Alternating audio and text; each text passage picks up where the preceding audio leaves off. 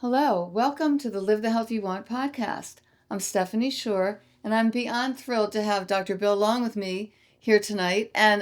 He was here last week, and it was such an amazing conversation that we had to have him back. He's had 13 careers. I think, speaks 20 languages. Tell me if I get anything wrong. You've written 30 books, and this year he'll have another 10. We're so honored that tonight he brought 3 of the newest ones he wrote. They are just out this week. And we're also going to talk about something we brought up at the last podcast we had. That was his involvement in the death penalty case in Oregon, he wrote a whole book about that, but I'm going to let him tell you about that. But first of all, we're going to go back because last time I got so excited about all the new books that he brought, I kind of skipped over his entire history, which is really fascinating. And I think you would be interested too. So I'm going to introduce Dr. Bill Long and let him tell you a little of his history. He's a fascinating person. Well, last week, and Stephanie, it's great to be with you again, and thank you for that welcome. Last week we started just with today. That is what was my literary production in 2025, and we both got so involved in it that we didn't have a chance to back into some of the earlier days in my life. And not that this is a complete biographical sketch, but I do want to say a few things because especially the things I'll introduce today need to have some context for them. So if I may, let me just start with a book that was big many years ago that was turned into a movie in 1979. The name of the book was My Brilliant Career. It was written by an Australian woman in her teens. Miles Franklin was her name. And she published it. And then after her death, a movie was made of it called My Brilliant Career. And I remember it. This kind of ignited a literary revolution in Australia of women writing about their own unique careers and so on like that. But it got people to thinking about the context of careers and what is your brilliant career. So I start with that story because as I'm thinking of the concept of career, that's where I hit my first dead end in life because, as I mentioned last time, men in my generation, in our generation, were brought up to have a career or at most 2. You could have a mid-career break and go into something else. But I found myself as I grew older that there were just so many things that were drawing me. And it wasn't as if I couldn't focus on things. I could focus with immense exactitude on things. But so many things started to draw me that this notion of a career took on, rather than one thing, many things. So therefore, the book that I may write this year, playing off of Franklin's My Brilliant Career, would be My Brilliant 13 Careers. And so I want to explain that a little bit just to get started, because then that'll turn into the death penalty book. That's great. But one thing I wanted to say, it shows you have a lot of curiosity, and that keeps you involved. I'm sorry, I just wanted to add that. No, thank you. I appreciate you putting it. I have a lot of curiosity because a lot of my friends say, Bill, you're very curious. And curious can mean 2 things. You know, you're either interested in the world or you're really strange. And so when you label it, you have curiosity, it removed one of those things in a very positive way, even That's if funny. you didn't That's recognize hilarious. it. So Thank you for that. Thank you for that. No, I started my professional career in Portland, Oregon. I had just earned a PhD in the history of religions from Brown University in Rhode Island. I had a European study. I checked all the right boxes, so to speak, and got a position at a prestigious college in the Northwest where I taught religion and humanities. And I thought, like every person of that generation, I'd be doing this forever unless they yanked you into the dean's office or something like that and wouldn't let you go. So that was my sense of where career was going to go. But as time developed very quickly, I began to be drawn by other things. So within 2 years, within 2 years, I was involved in about 7 things in the city as what you might call a public intellectual. I was giving talks with groups every week. I became very visible in the Portland life. I met the editorial page editor of the Oregonian during one meeting, and he offered me a job on the spot if I'd come work for him. So I decided to take a sabbatical from Reed, and I became an editorial writer on the largest paper in the Northwest.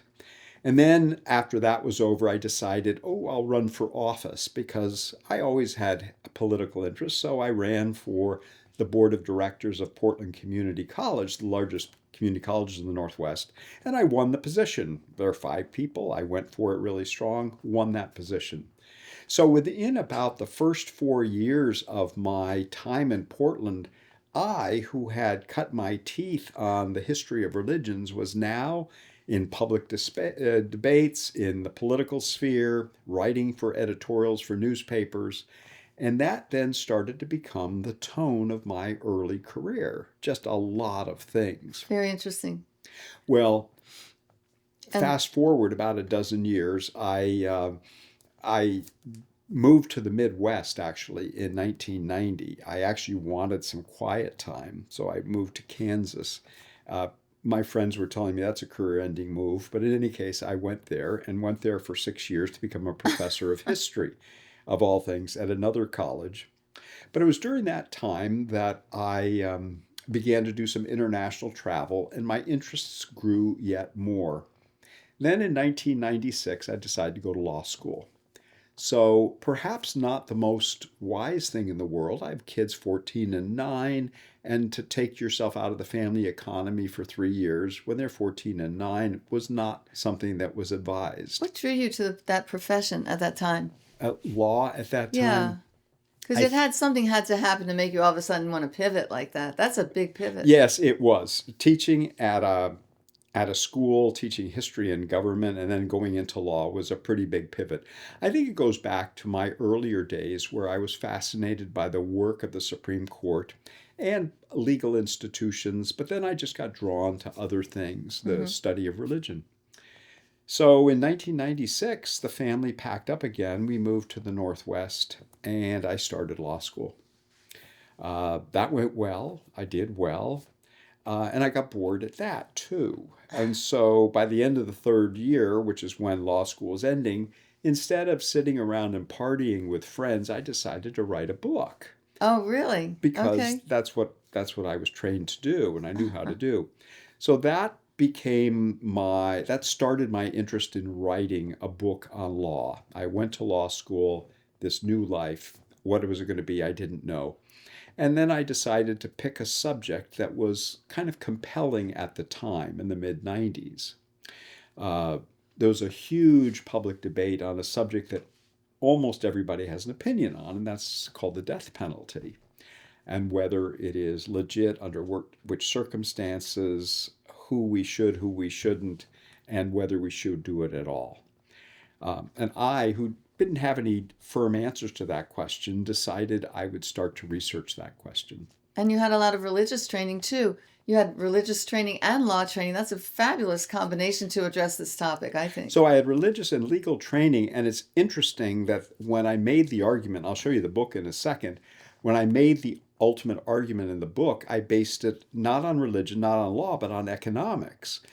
And I wasn't clear in my mind my own approach to it or what method to use to study it. And so I started digging around in Oregon history on the death penalty.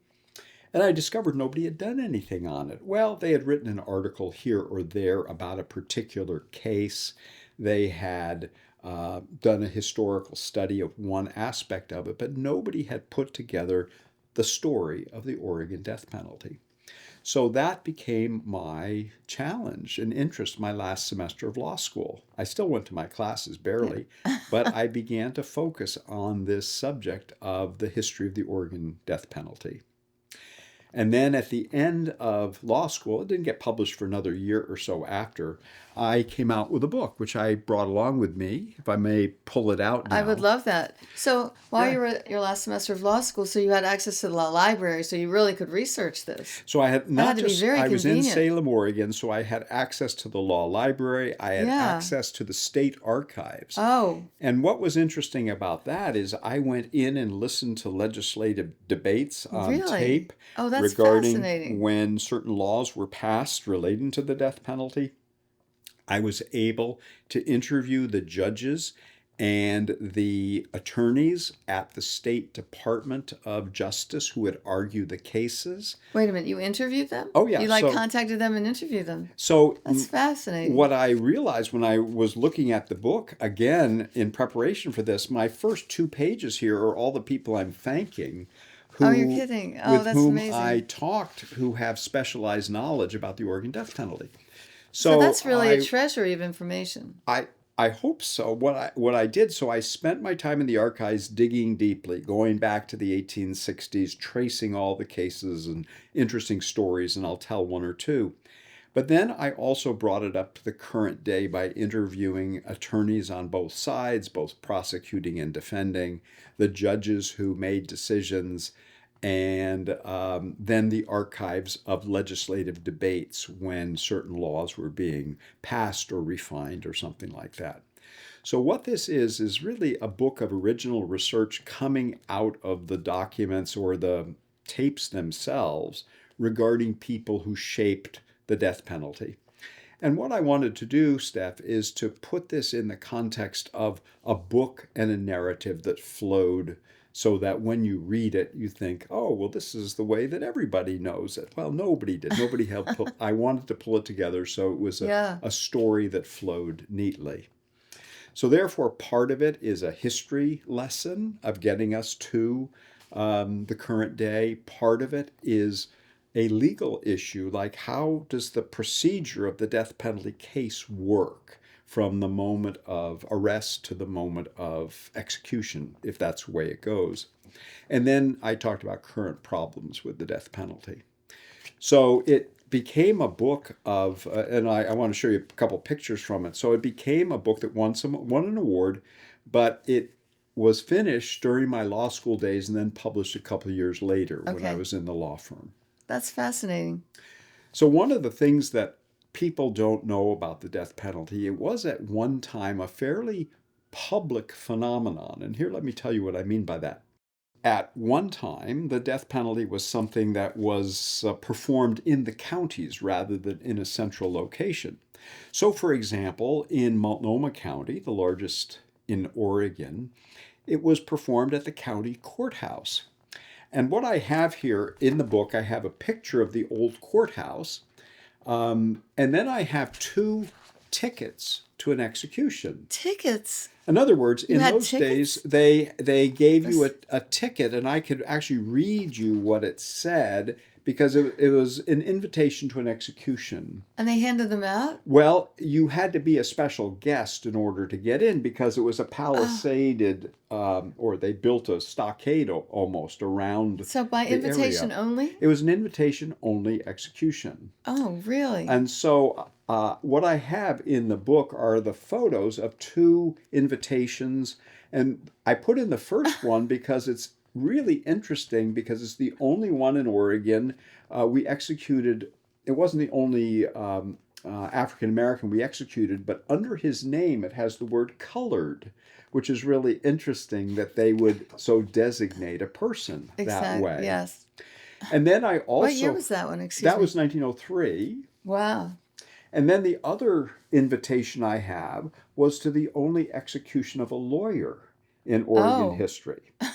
Now, as I was thinking about it, I'm a lawyer myself, I was thinking, well, many people would like to execute their lawyers, but the state only did it to one person, and it was an interesting story. He was being brought up for charges against the Oregon State by the Oregon State Bar that he had done some unethical conduct.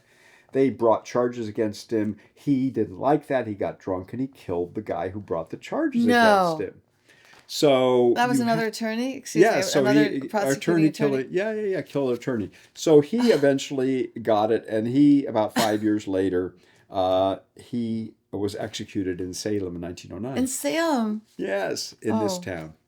So what this book tries to, so that was sort of the old days of it, and what I try to do is sort of bring it to life, if that isn't too much of an irony, to bring to life the subject by showing that this was almost a bit of a public spectacle at times. Exactly.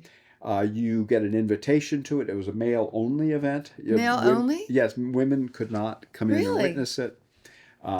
because of the feminine sensibilities or whatever, Well, I have no intention of ever wanting to. go No, and I can't. execute. I don't even watch anything online when they say Is that don't watch this. I don't.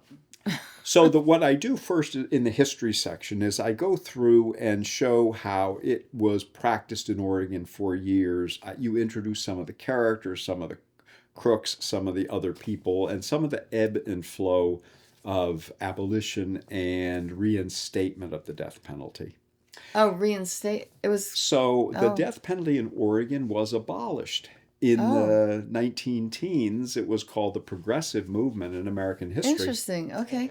Uh, the year after women got the vote in Oregon, we got rid of the death penalty. Go And figure. there was is there a connection between the two? So the death penalty in 1914 was abolished in Oregon, and then what always happens is there's a gruesome killing 5 years later. Of course. And then they reinstated. And so the gruesome killing was of a sheriff in Eastern Oregon, and so they reinstated. So the first half of the book tells the story, the first portion of the book tells the story of the Oregon death penalty. And then I move into the more modern day and look at the procedure of how you do a death penalty case. And what this book does, it breaks new ground in the following way. In the old days, when one executed somebody, it took about a year between arrest and execution. There'd be a process, there'd be an appeal, denied, execution, 15 months. Oh, What began to happen in the more modern day, if one had a death penalty, is that it became 10, 15, 20 years. right. And people start to ask the question, why does it take so long between arrest and execution? So the purpose of the book, too, is to show the development of this other procedure that drew out the process Because very they kept long. appealing. The appeals kept going, They don't want to die. They just keep appealing, and hopefully, and not just that, but what you would do is you would appeal the legal ruling, that is, they made a wrong decision, but then you could also appeal that your attorneys below were incompetent. oh, And so you began to oh have all no, these appeals that were more both than on one the merits appeal. of the case and then on the fact that your attorneys had violated your rights by not Oh representing no. you So well. everyone did that too. And so, yeah, and then you have third attorneys getting in to try to argue that this guy was incompetent, but I'm competent and you should let the guy go. And it became a circus. And that is the story Sounds I like it. tell Okay, here, that's really is interesting. how some of these cases, which originally lasted 2-3 years at most, now are taking 20 to 30 years. And people say, what is going on? And it is this, what was called this post-conviction procedure that started in the 1960s that then became the culprit, so to speak, for prolonging these things. You mentioned you might read something out of the book. Yeah, thank you. What I had originally thought to do was to read the story of a guy who was just about to be executed, but that's the old history now. So I don't think I will read that, other than to say that the final argument of the book, which I think is important, is made in the introduction. And after I studied the history, and then I realized that it was taking 20, 30 years to execute it, if we did, that the cost to execute then was 10 times what it was if we had just kept the guys in jail. Really? Yeah, because all of the appeals that were piling up on each Oh, other, and you have to have expert witnesses, you have to have all I never kinds of thought of it like that. other levels of things. So I said the central premise of this work, unfolded throughout, is that the toll exacted on Oregonians in the last 17 years, that is since reinstatement in 84, by the modern death penalty has far exceeded any benefits that its most zealous supporters can claim it has provided. This, I say, has occurred not because the death penalty is inherently immoral or because it has been applied in a racially discriminatory way in Oregon, but because of the huge cost of unforeseen and unexpected consequences after the law was reinstated in 1984. So what this book became then was almost an economic argument. Yes. That is, Yeah, absolutely. saying that my goodness, and I didn't know this when I started, but we are spending tons of dough on probably a fruitless quest, anyhow. Exactly. And Right. so, why Exactly. are we doing this? So, the purpose of this book was to try to blow That's the brilliant. whistle and say, That's really look at brilliant. what we're doing. Wasting Now, time and funds. and, How much and, more expensive is it to and what's interesting was the like we reaction to the book that uh-huh. came out. First of all, there was a lot of stir, and this was several years ago, but it got all kinds of write ups and things like that. And I got an award for it from some local lawyers that wanted to Oh, sort that's cool. of do that. But in any case, what started to happen, first of all, was people actually attacked me. What do you And mean? it, in a most interesting way, they said, Dr. Long, you are a minister. I'm a minister too, I think you know. Maybe I We do. don't We know. talked I about sort that. of have a law theology ministry. And so you're a minister and you're making an economic argument out of people's lives. Shouldn't this I be bet. just a moral argument? And I said, no, it shouldn't. I think this is a different way to frame the case. And actually, some Yes. Republicans who had been really gung ho death penalty read the argument and said, wow, I don't like to spend all kinds of state dollars on this stuff. Maybe Right. I should Just let them reconsider it. sit them rot in jail for the rest of their natural lives. And so what happened is that, and I'm not taking credit for it, even though, and this isn't, I'm not the only person who's ever made the argument, the economics, but I laid it out fairly clearly, is that this then became an argument that started to become argued nationwide. And so in 2009, the New York Times wrote an article and it had an editorial on the death penalty because it was starting to be a hot issue sort of nationally. And they used the argument of my book That's to, fabulous. they didn't quote me, Yeah. and I'm sure they were quoting somebody else. So I'm not Well, taking credit for it. And I don't, I would probably decline, but I'm just saying that what I was able to do, I think, in reframing the economic argument this way in 2001 was to open it up in a new way, the debate, so that it's not just, I am morally opposed and that's right. where I stand, or else And let them fry and that's it. And that ends the debate right there. But then if you can yes, start probing the notion of what do we get for our dollar, which is actually a question that some Americans ask about life, isn't it? that's true. Right. This is true. And so that became the what you might call the persuasive wedge of the book. Does that make sense, that phrase? Yes. A Yes. persuasive wedge where people on the right started saying, my goodness, that's an interesting argument. I want to fry them, but I don't want to spend the state's dollars. Right. Like millions of dollars on one person? And then they said, well, let's get rid of all the process. But then they said, oh, we can't do that because that's too long. And okay, so maybe we ought to be against it. And then the D's were sort of saying, well, I'm against it anyhow.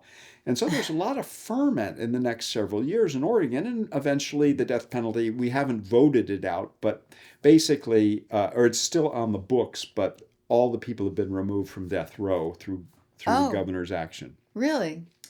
So just one more personal note, and then we'll any more questions. But after about 2010, there was a younger professor who came to Lewis and Clark, Northwestern School of Law, Eliza Kaplan, who then took over a lot of the work and had a very powerful effect in the next generation of the death Okay. penalty Oh, movement in Oregon. And the final story I want to tell, though, is because of this book, it kept getting me invitations from lawyers to try to involve me in some of their cases as they really? brought back their cases. Oh, The first little story, I don't think I mentioned it last week, is that after this came out, this was the first on the death penalty. Apparently, I became the most popular person on death row. That is, that's what the because you were story was. helping them not go, Right. They said, we not want take to, that walk. yeah, so I said, my goodness, if I were running Yeah. for office and I could I get these guys enfranchised, I'd be elected. But that I doesn't bet happen. every one of them. Yeah. Yeah, Well, their lawyers, I'm sure, loved that. so it came to a head in 2015. I had long given up my intimate connection with the death penalty, but I still knew enough Yeah. to be able to be used. So the most notorious serial killer in Oregon's history was coming up for a re-sentencing hearing. Not the retrial. He was guilty. No question about that. But he had to get resentenced because there was another case that questioned whether the procedure was done properly. So they have to resentence him. And the attorney called me and said, would you write a brief on this to explain your approach to the death penalty?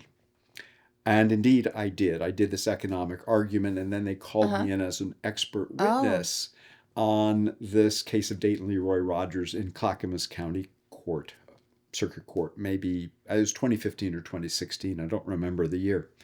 And so I wrote the brief and was on the witness stand. I knew the jury could not decline to resentence him to death, because what they'd be saying is, if the worst person, if we don't send him to death, we don't send anybody to death. wow. But in any case, it kept me close in that system. And I think my work and the work of tons of other people, the late Ron Steiner and many other people with the Oregonians against the death penalty, were influential in eventually getting it so that all the sentences have been commuted. So I guess in my final comment, Steph, is that I consider I had a little effect in pushing the needle, I guess you could Well, say. I think you can safely say you raised the awareness of a lot of people in the whole country on the Um, subject. If you have the New York Times and you were the asked to be, the lawyers from all over and the country were trying to contact you, I'm sure. well, and one of the things that's interesting is that um, starting in the 1980s, there became what was called the victims' rights movement, and um, victims of crime were saying, we're not keeping them in there long enough. Lock them up, throw away the key, tough on crime, those kinds of things. And so the death penalty in the 80s and 90s really rose in prominence in this country as the way to handle things. And so when I wrote this, it was kind of going against the stream.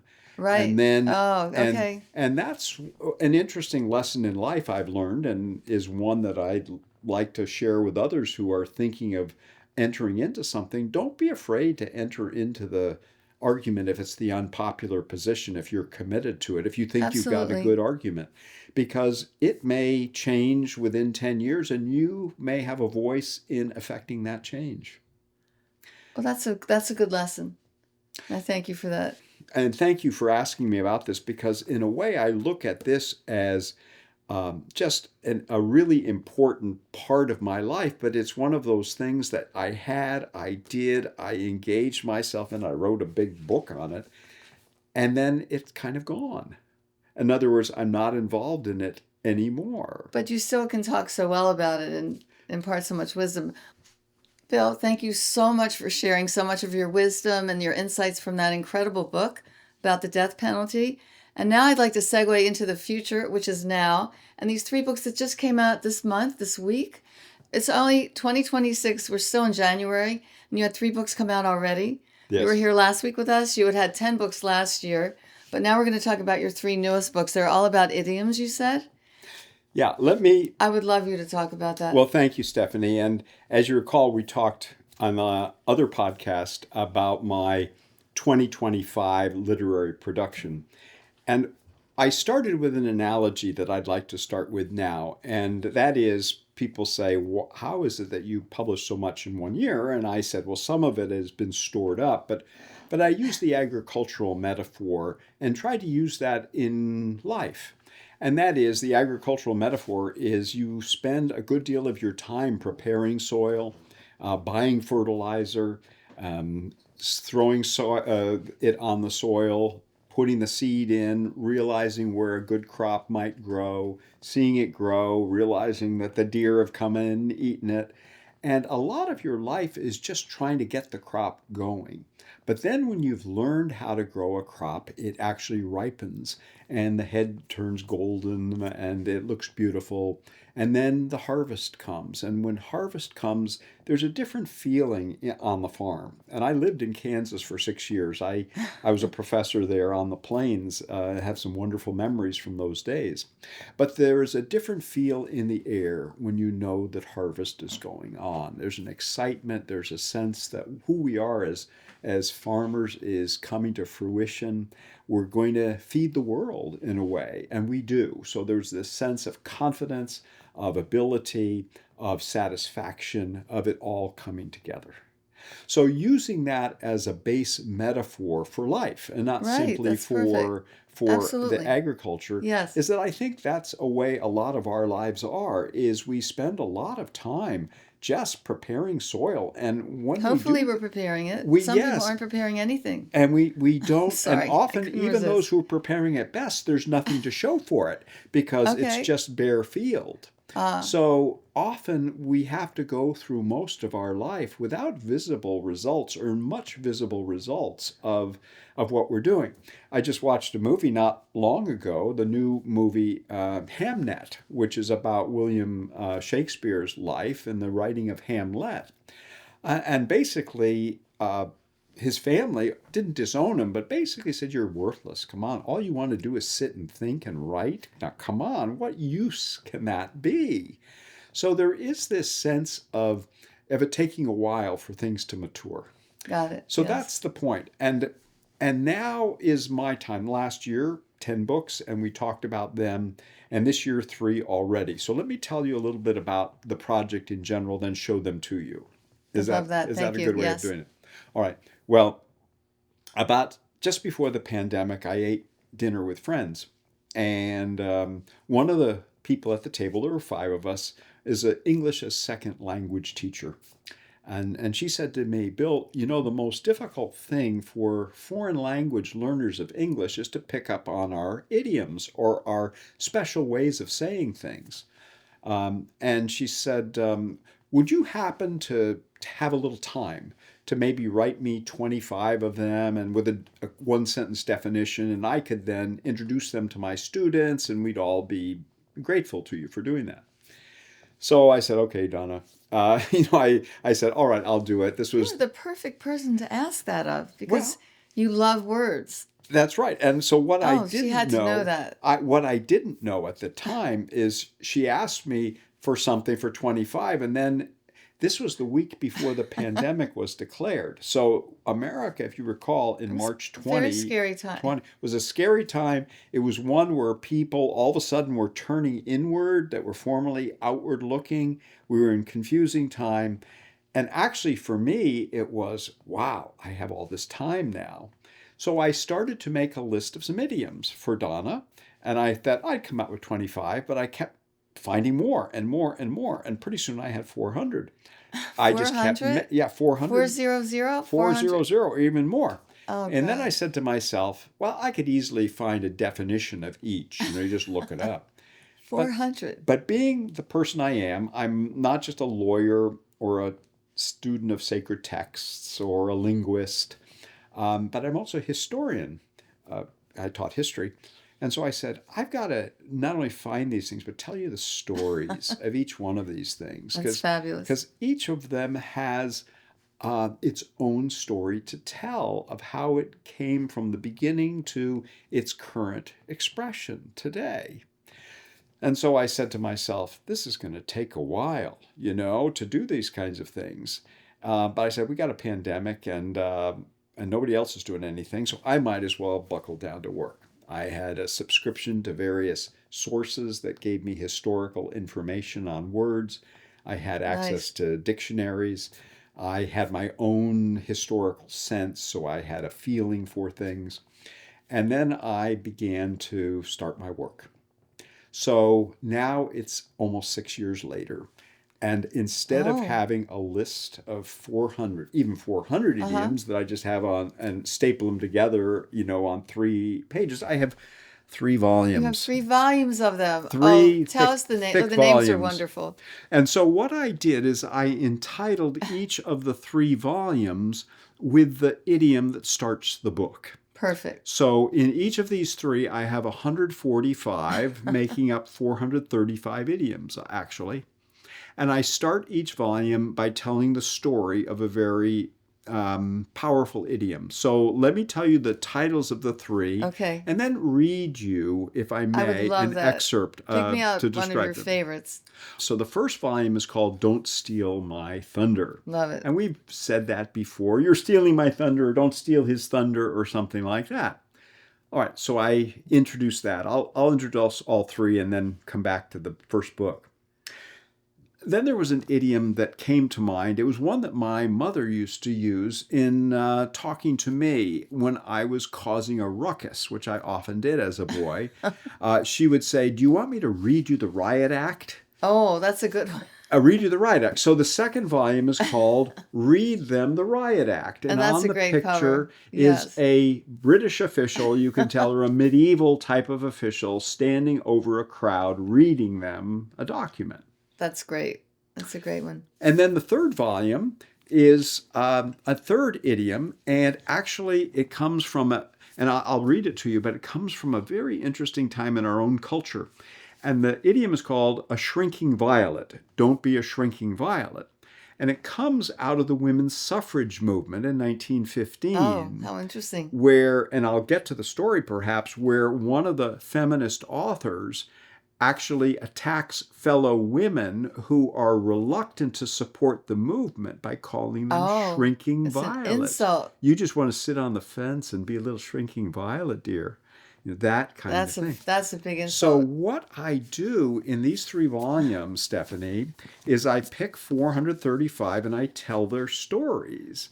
And it's such a story of our culture, though. That's what's so fascinating about it. And the reason it took me so long is that I began to see, as I tell you this, I said, I have to go back and research the history and find how Shakespeare used it, if he did, and then how it was refined or developed, and how it maybe struggled for existence with another one, and then how it is used today, if it still is.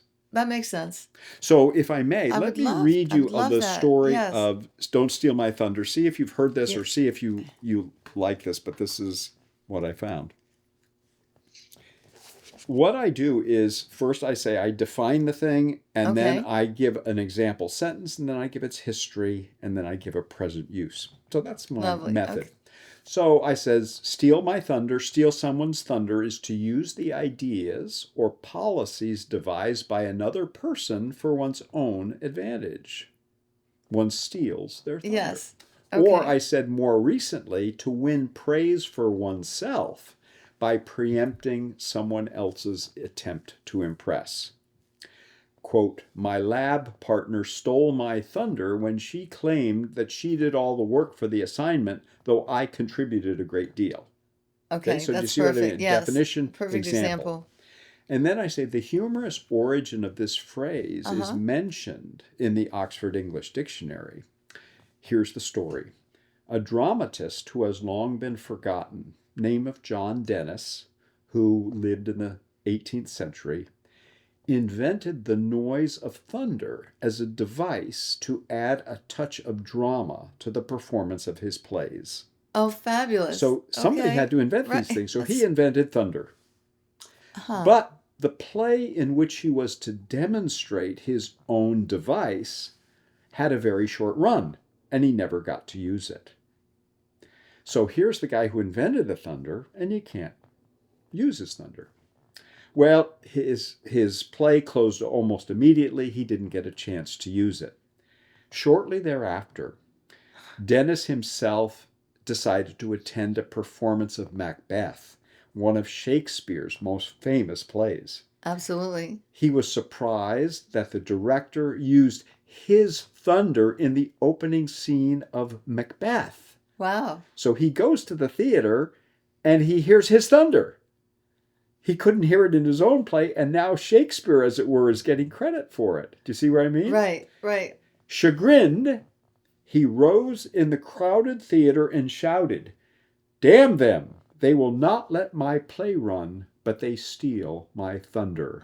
That's amazing you found that story. So what's fascinating about this is that it's very literal. You know, we think, don't steal my thunder. Really literal, exactly. And you would think it wasn't. Yeah. He invented the device of it as something to bring the theater alive, and he wanted credit for it. And it was actually stealing his thunder to machine. put it with Shakespeare's work, and people might have thought, oh, they probably didn't even think who invented it. Well, maybe Shakespeare did, or it didn't really matter. But he said, that's mine. So he gets up and says, they steal my thunder. And that story persists all this time. That's amazing. And so the phrase, I say, is still popular in the 20th and 21st centuries. I said then, for Uh-huh. example, George Orwell used the phrase in 1937. It's important, he says, to disregard the jealousy of modern literary gent who hates science because science has stolen literature's thunder. Oh, okay. That's a good one. Okay, so someone takes your hard effort, your hard-earned success, and gets the glory for it. This idiom is a vivid way of saying that, hard as the experience is to stomach. It's very well said. Okay, so That's that's the great. That's very first. entertaining. So this was the first one, Uh-huh. and in as I was arranging them, I said to myself, do you have an order? And then I said, no, I don't really. Sometimes I put a few of them together that would make sense. Oh, really? For example, in volume 3, if I may, just for a Please, that'd second, be fascinating. we have these three are coming. I have together. I say willy nilly, shilly shally, helter skelter. We have Yeah. all these kinds of They're the double same kind things, of sounding. same kind of Right. sounding things, and so Willy-nilly. I go and tell you the stories of these together. But let me read you perhaps the names of some of these, I would and love that. That'd and be fabulous. one could go further than this. One is every nook and cranny, a pipe dream, bucket list. Where did that come from? Heebie-jeebies. It gives me the heebie-jeebies. Where does heebie-jeebies come from? Well, That's we have this That's a notion of strange- willy-nilly, Right. shilly-shally, and one would think that heebie-jeebies is the same thing, but no, heebie-jeebies is going to come from the jazz movement of the Oh, 1920s, nice. and it's first That described as sounds- a that makes dance sense. movement. like a smooth dance move. Yes, Yeah, yeah. heebie-jeebies. Yeah, and That's so cool. I tell that story there. Um, Oh, so you were all over everything in the world. So therefore, studying what this. I do is by giving the first example from the 18th century, in Don't Steal My Thunder, and then the last example from the 20th century, what I'm subtly trying to say is I'm telling you the story of English, and the development of the English Oh. language Fabulous. Okay. over time and That's the illustrating it. subtle underlying Yes, for Okay. underlying message. interest. That's incredible. So the second volume is called Them the Riot Act. And what's interesting is it has almost a medieval looking figure It really does. in this scene Yes. of towering over a crowd and reading a document to them in a very stern way. All right, so it looked like I was going to say that sounded like, your mother reading you the Riot Act, but here's what I wrote about it, and people don't know about it, and I discovered in a very brief way. Read Them the Riot Act means to reprimand or scold somebody. Right. If somebody reads you the Riot Act, they're scolding you. The Riot Act of 1715 was a British law that was Oh. enacted to address the potentially dangerous situation of groups gathering and threatening the peace. When gatherings were considered excessively large, that is, more than 12 people, More than 12. and boisterous, they could be labeled a threat to the peace. Under these circumstances, a magistrate was required to read publicly part of the act which defined the group's gathering as coming within the purview of the act. I'm sounding like a lawyer. And then he commanded the people to, quote, disperse themselves and peaceably depart or face possible arrest. Thus, if someone reads you the Riot Act, they are delivering a reprimand to you, like telling you to go home. Sometimes, as the Wikipedia article says, there's a hint of stern warning added to the reprimand. And then a contemporary example. He knew that if he showed up at home with muddy sneakers, his mother would read him the Riot Act. Nice. So, Very nice. Very explains it very well, especially for someone who English is a new language to them. This is very helpful. and you would think that if you've got a person, and for example, my friend taught Afghan refugees or refugees from Central Africa, who would struggle with the language anyhow. And then if you talk about reading them the Riot Act, when Well, that's we going to make don't no even sense. know that the Riot Act was Right. behind the phrase, Ah, it would be so completely and foreign a that scary even, phrase. and almost scary, a Yeah. riot act, am I doing Am I in something trouble wrong? already? You're Yes. reading me the riot act like And I'm in a riot? let me just tell you a story of how a person for whom English is not their language and they have maybe a very, to us, more obscure origin. For example, I have a friend who is Amharic speaking. Amharic is a traditional language of Ethiopia. And he said when he moved to America in the 80s to do some graduate work at Oregon State University in economics, there weren't graduate programs in Ethiopia at the time in that subject. He came here and he knew the basics of English, but he got confused by the idioms and he got Yes. confused by the following one in one that we would never think of. A person befriended him and they met at a coffee shop and had some coffee. And then after the coffee was concluded, they're about ready to depart. And the friend said to the immigrant, my friend, the guy said to him, "Well, I'll see you soon." Like we Yeah, might say that. exactly. And then they departed from each other. And my friend sat down, the one from Ethiopia, and said, "He said, I'll see you soon. I better wait." Oh, yes. You And can he see why you said, would think and he that. said he sat waited. He there waited 3 hours 3 hours because he thought the didn't man know. was going to return. "I'll see you soon." Right. Like he wasn't really leaving. Like he was going to the bathroom or Right. maybe just going to do an errand. You can see why he thought that. So the point that we don't really understand, I think, as others learn our language, is that we load it with so many levels of meaning that are opaque or not Yes, really exactly. understood by others. We're not really thinking And this example shows that even compassionately. something as common as "I'll see you soon," which we say very innocently, could be understood by somebody as "I better not move." So what do you think? I would normally say, "I'll see you later." Yes, Do you and think he would have waited? yes, I think so. He might have waited till late. He may have left and come back. Yeah, he said, "I'll see you later." I better. He could I have better left and not, come back Yeah, later. this is my new friend. I better not Oh, disappoint him. right? That's so He said interesting. he'll see me later. I don't know when that is, but I can wait. I can wait. It's so literal. So the what I started to learn myself as I studied idioms was not just what you might call a rich historical background for each, like we gave for the Riot Act or for the stealing of thunder, and I'll get to Shrinking Violet in a moment, but we start to realize that we speak in shorthand so many times and we don't even recognize it. And that somehow taking it apart not just explains one idiom, but in a sense opens the whole language to us, and we begin to see it as this complex and inviting puzzle to try to understand ourselves. And that's the way to look at it, I think. I think people, they could take the time to look at it that way. They get a lot more out of. And to me, it these becomes things. the first step then to kind of playing with words. That is, because words are playing with us in a way, and we don't realize it because we're the willing dupes. The words are having a game and we're just the victims. But then I say, well, I can start playing with words too.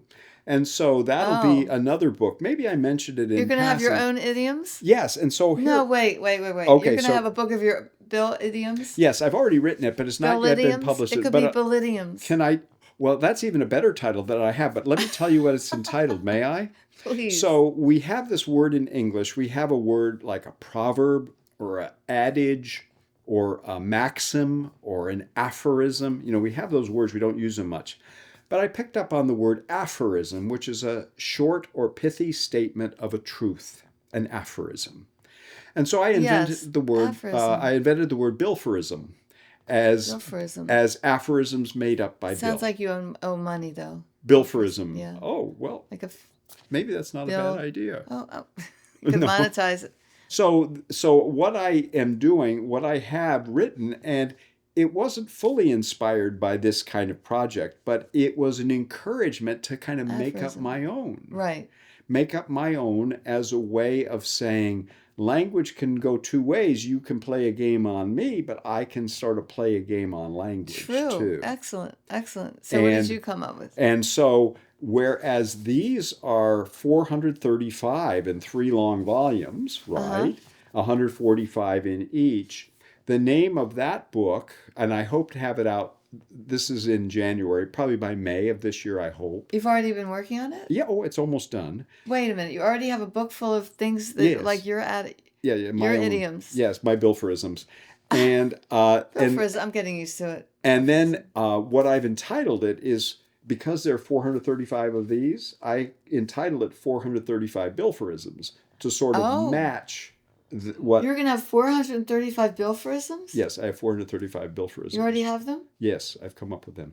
And some of them You're are kind really of like a funny. mad scientist of language and words and all your knowledge, because you're like putting it together in interesting different ways. Like you're drawing on all your experience to present things in a new way. It's very interesting. And so that's what I try to do. I play with language and see what I come up with. And here's what I say. I said, not all of them will work. And some of them, and I think maybe I said one last time, but let me give you one example. I said, when the astronaut was lost in space, the only thing left to do was to write his obituary.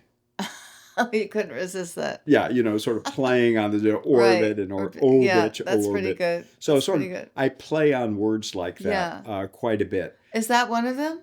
Yeah, so that's one of them. Or I say, if Jesus condemner, the person who, and people who are interested, I have one called Billforisms for People of Faith. So is that a chapter? Yes, that'll be a chapter. And, people know of this guy named Pontius Pilate. Pontius Pilate was the person, I think I mentioned it, Yeah, of course. And maybe I mentioned it the last one, but I said, if Jesus Condemner was into body fitness, because I'm thinking of you, his name might have been Pontius Pilates. So it's just adding an S to it. So you got the fitness edge to it. Yeah. So that's what I treat. Brain teaser kind of. Yeah, brain teasers and get you thinking about these things. Yeah. And in a new way. One hopes in a new way, and 435 of them. So that's that'll fabulous. come out, and that's coming out in May? That'll be in May. So one of the things I decided to do in the Billforism book, I have all kinds of levels of them, from simple to very sophisticated. Okay. So I have a chapter, I'm riffing on Aaron Copland. If you like music, I call Billforisms for the Common Man. And I've got over 100 of them. And then I have highbrow Billforisms that are literary.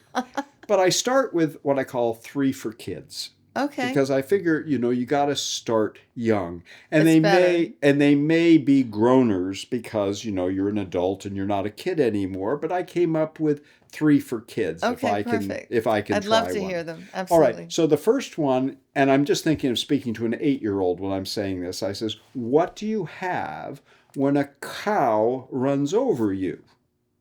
What do you have when a cow runs over you? And they'll look at me and says, I don't know. I said, you have an e-moo-gency. Oh, that's good. You see, that's an 8-year-old would be they'll laughing. love that. They love that. Adults will roll their eyes, but you see. No, I think that's pretty good. And the second one was. You're on their level there. That's perfect. All right. And then the second one is private conversation between George Washington and his dad about the cherry tree incident. Okay. And he says, and you have to see it in print. He says, Dad, I'm sorry, but it was an accident. And I spelled it ax-ident. Oh, that's good. That's pretty good. And then the third one for kids, I said, is the father thought that his newborn or his child was a genius when the father thought the first words out of the child's mouth was Google. Okay, do you see where I'm going on that? Exactly. So it's provocative. It's provocative. I want people to laugh. What I say in the book also, I have a line that says, listen, if you were a baseball player and you hit 333, that is one hit out of 3, you'd be in the Hall of Fame. So don't get on my case. If I hit 1 out of 3, I'm in the Hall of Fame. You put that in there too? Yeah, I sort of said, Did you say that in the beginning or? It's in the introduction. In the introduction. In the introduction. Okay. Yeah. So there's just these are my thoughts. Have at 'em. Whatever you think is fine. Yeah, that's I'm right. fine with it. And then I say the last comment I said, and you may don't read too many at once because it's not like reading a book, and you may want to keep it in the bathroom for two purposes, to read, and if you don't like it, just get rid of the thing. But Oh, that's funny. so I think be that was really your fun project. that was my Billforism fun product. Yeah, definitely. Well, let me close then by Yes. reading you one more I out would of love these. that. Now, I would love that. we've talked about shrinking violet in the other context, but I thought it would be interesting, a brief historical one in my Don't Steal My Thunder book, to look at one I call we have a word called the best of both worlds. Right. We want the Absolutely. best of both worlds. Exactly. Always. And so what I wanted to do was to say, what does that mean, really? What are the two worlds? Or what is the best of both worlds? So here is what I wrote. The best of both worlds, to have the advantages of two different things, situations, or circumstances. Example, I believe that living at college gives you the best of both worlds, a place where both study and social life can thrive. Best of both worlds. Perfect. Or, by living in a secluded community 10 minutes from the urban center, she had the best of both worlds, a thriving and exciting nightlife and a quiet retreat. So most folks know that the phrase, the best of all possible worlds, arose in Voltaire's memorable 18th century novel Candide. Dr. Pangloss described the world in which we live as the best of all possible worlds. But the OED has the phrase, the best of both worlds, originating in 1822, were referred to the earthly and the heavenly worlds, theological. So in that year, a man named Jacob Squire used it in a 2-volume work giving religious and moral exhortations for every day of the year. It was intended for people to assist them in their family devotions. But interestingly, Squire's point in his meditation for December 29 of that year was that you can't have the best of both worlds. Men surely cannot expect to have the best of both worlds. That is, if you have it rich now, you're not going to have it later. Poor now, later. So I said, because of the derivative nature of his work, one could surmise the phrase originated earlier.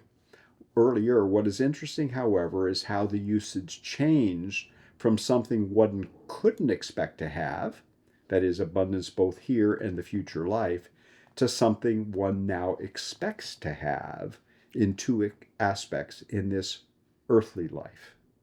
I like that. And then my final line, thought provocative. Yeah, and my final line is Squire, the inventor of the phrase. I said Squire would have rolled over. So you get to have fun with it. That's awesome. And not everyone. I think you'll do very well with those. And let me just say, there are many other here too, and some I think I do original research in these. So I explain phrases that are better than the dictionary, better than anything, because of my own independent research. And each one has history.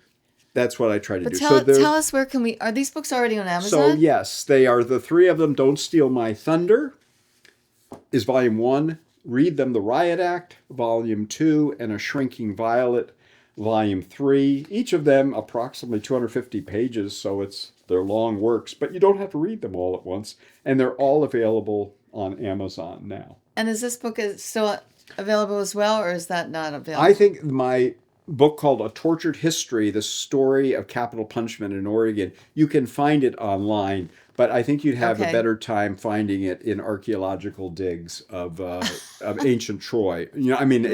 It's an old book now. It's an older book. Oh, I see. 25 years old now. So it could be on a website. It's there, yeah, and it can be accessed. But this is actually my only copy of it, so I kind of treasure it. Okay, well, thank you so much for sharing it with us. And I look forward to talking to you more about some more of your books, because we could have podcast after podcast. So you have so much to offer. Well, thank you so much for inviting me and for the good questions that you ask. I appreciate it. Oh, my pleasure. Thank you.